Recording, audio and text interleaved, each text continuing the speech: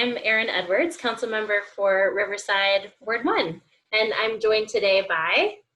Hi, I'm Jacque Casillas, Vice Mayor in the City of Corona. Everyone, I'm Denise Davis, Mayor Pro Tem, City of Redlands.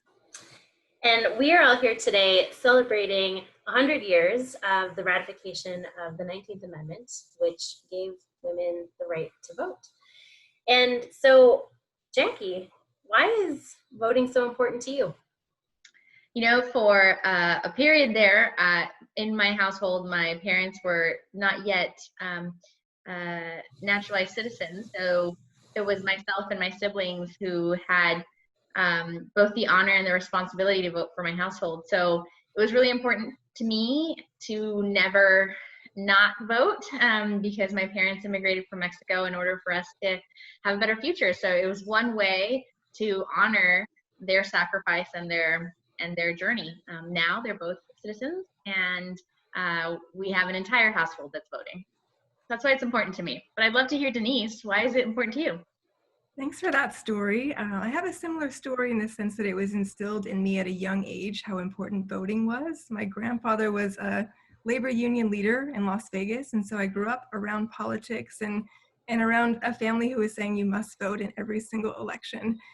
But now that I am older and especially involved in the political process myself, I think that voting really is the pathway to social change.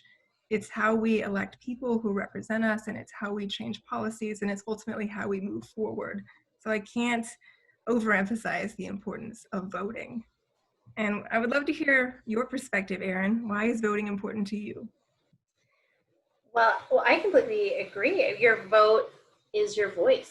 And I know that the three of us, we ran grassroots campaigns and we knocked on doors and we talked to voters and we talked about how important it is to vote.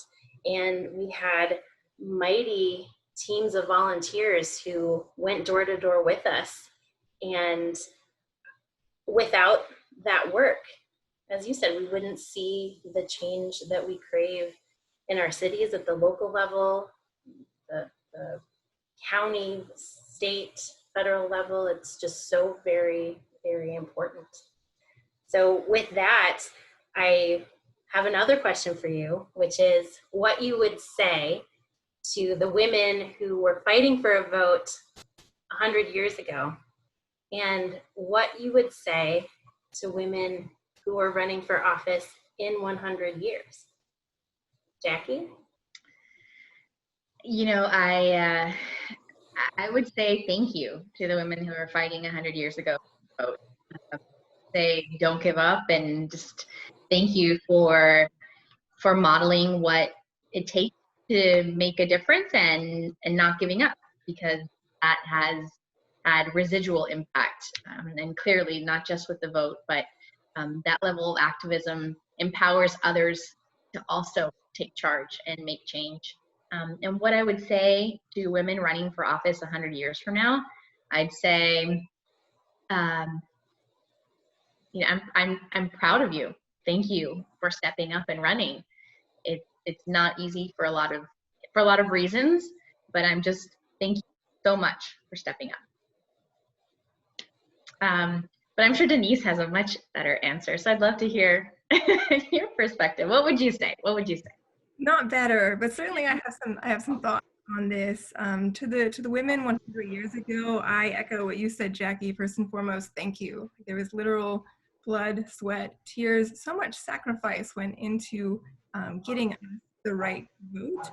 I would also say that I really wish that the movement at that time could have been more inclusive. I've been doing a lot of reading lately about the impact of women of color, Black women in particular, in the suffrage movement, and I really don't think that they get the credit that they deserve for advancing the vote, and certainly they got the vote much later, right? So I wish that we had a more inclusive history, but you know, that is our history. And so what I would say to women 100 years from now is think about who's not included, who's not at the table, and what voices need to be lifted up, because that's, you know, I think Erin and Jacque and I all take that very seriously as part of our role in this moment, and I'm very grateful and proud of us for that. And I really hope that 100 years from now, we're so much further than we are now in terms of social progress, and we're still thinking about who's not included as we go forward.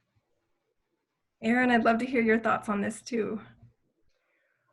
Well, I would say to the women 100 years ago, I hope I have even just a little bit of your courage, because I know that it takes courage every single day, sometimes every single hour, to do this work, and I couldn't do it without the shoulders I stand on, and also the community of people who support me and who do this work in the day to day. And to women who are running for office in 100 years, I would say, I just hope that 100 years from now, you're not the first, that you're not the first woman in your city running for office, that you're not the first of a minority group running for office, and that there has been opportunity for everyone, and that 100 years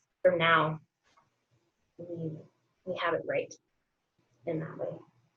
So with that, thank you for listening, and vote. Yes, vote. Thank you.